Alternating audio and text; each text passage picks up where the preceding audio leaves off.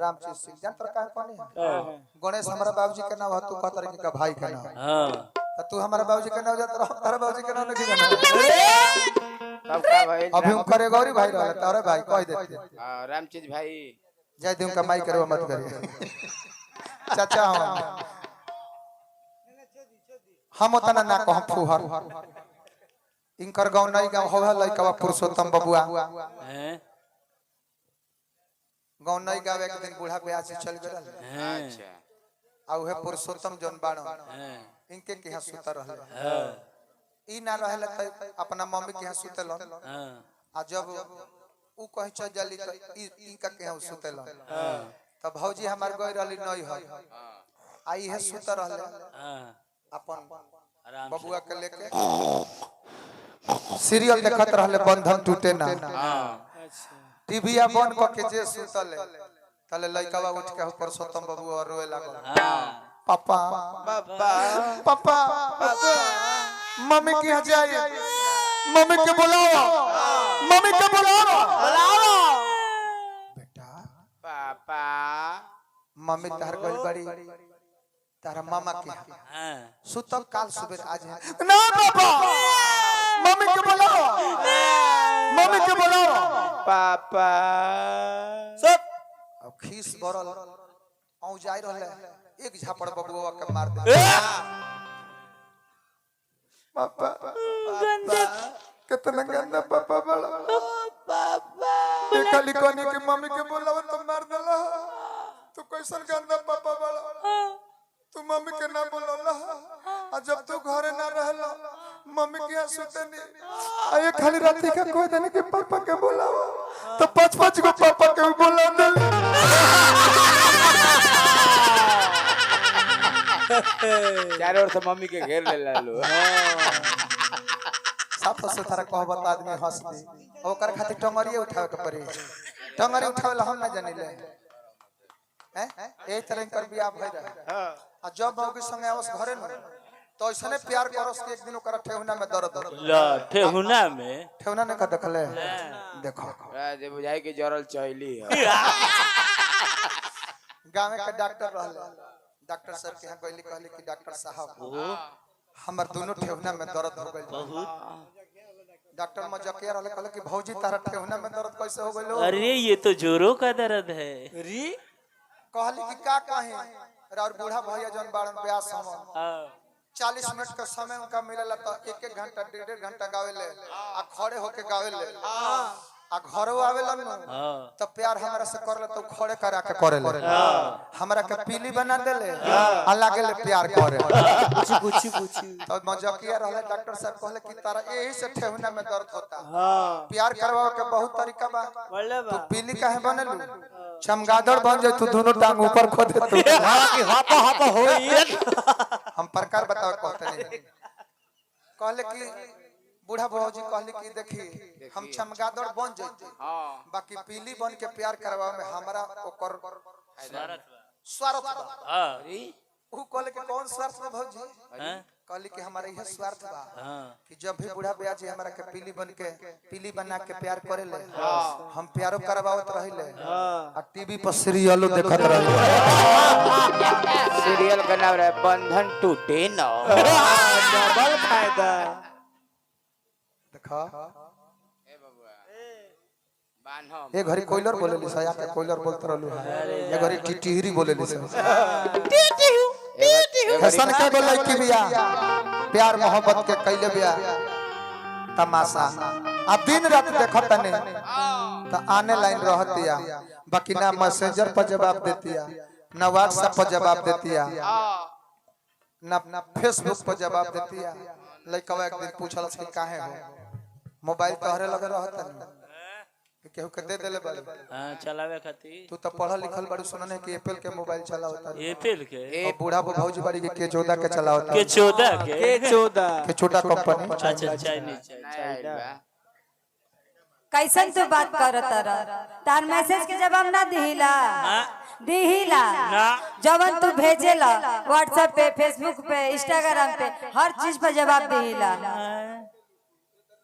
ई तहरा के बुझात होई, लेकिन हमके तब हम व्हाट्सएप पे मैसेज करीला आ रहल बात ऑनलाइन रहला के तो ढेर मोबाइल हमरा जरी ना रहेला। हमर दूगो भतीजा बड़ा सन,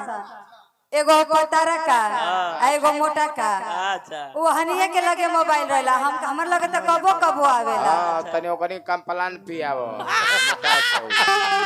ई गीत अभी 2-4-5 दिन भइल आइला, अगला कल पुरानका कुल सुना दे भई त नाव का सुन आई त बाबा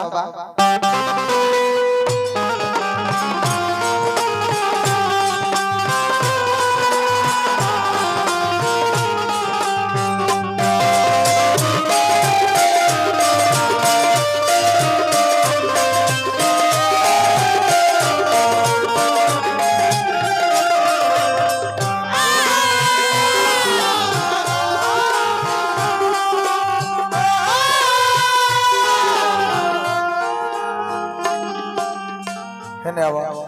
तनिया कपार पर हाथ धो के क्रिया कर। कवना गलतिया बोल कवना चूक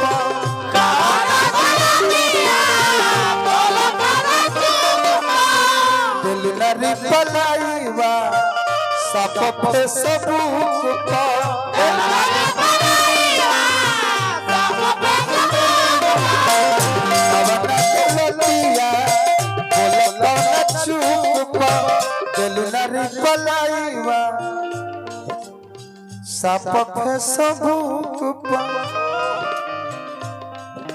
दिन दुपहरिया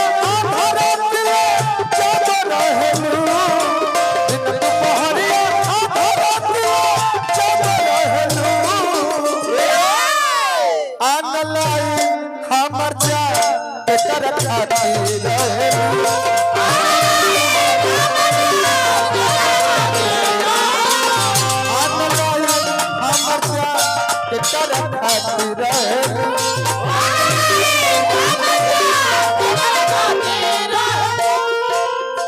कवन गलतिया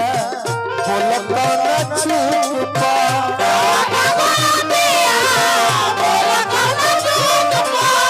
दिल नरी पलाईवा सब पे सबूका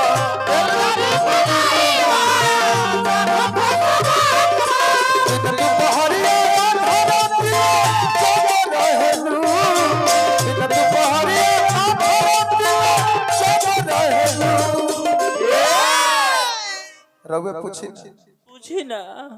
अनलाई हमर जा कर खाती रहलू अनलाई हमर जा कर खाती रहलू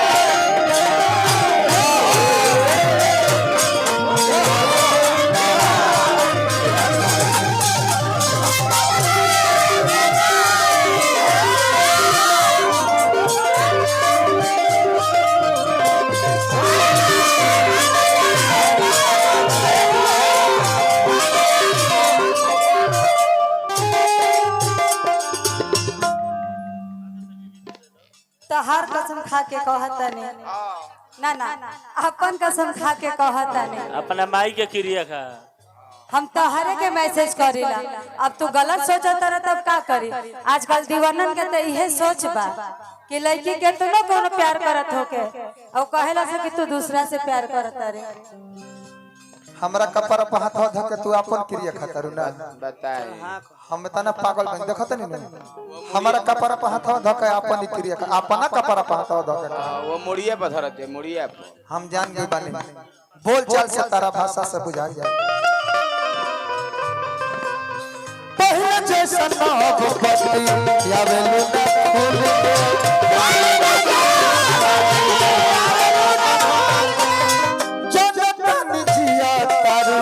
भूल के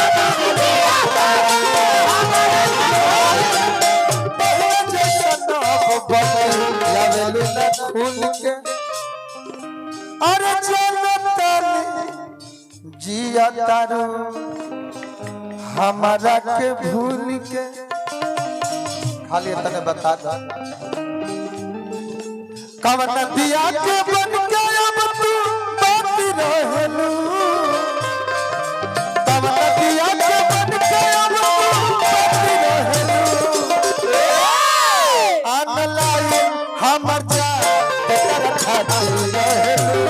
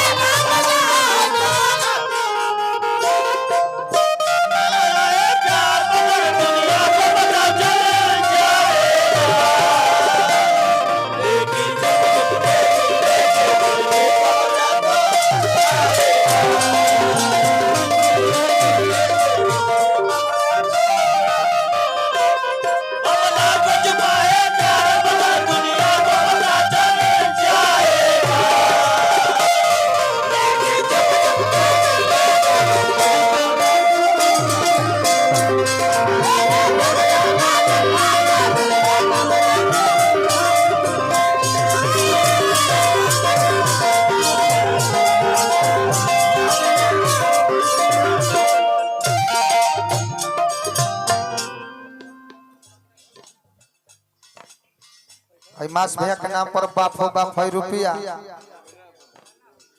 जाए तो दूसरा गांव के ब्यास का पैसा तो नहीं मिले के चाहिए ओकरा खातिर डिस्टर्ब ना भइल तार भाई न होई पैसा हमरा का कमाए दो माला तरह जितना पहना देनी हो स्वागत में का जने बूढ़ा ब्यास हमने के मौजल पर उतना माला चढ़ी के ना चढ़ी हां जी जितना जियता में माला मिल गई दीपक भैया के वो गीत फरमाइश बा भइलू कहिया तना से आन हो मार दे एकरा अच्छा सुना दे तनी एक लाइन रह गइल बा गीतिया लइकवा कहला आज काहे भइल बानी रोरा तहरा आँख के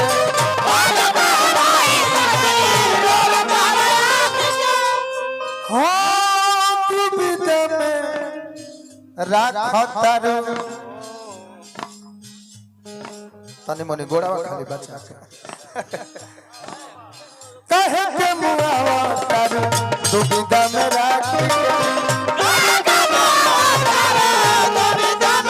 आज कहे भइल बानी रोरा तहरा आँख के कहे के मुआवा तारू दुबिदा में राख के मास भैया के माध्यम से फिर हजारों हजार रुपया पुरस्कार हार्दिक हार्दिक अभिनंदन बा छोड़ के देहात के सब के करो और छाती रहलू छोड़ के देहात के सब के करो छाती रहलू अनलाई हमर जा के कर खाती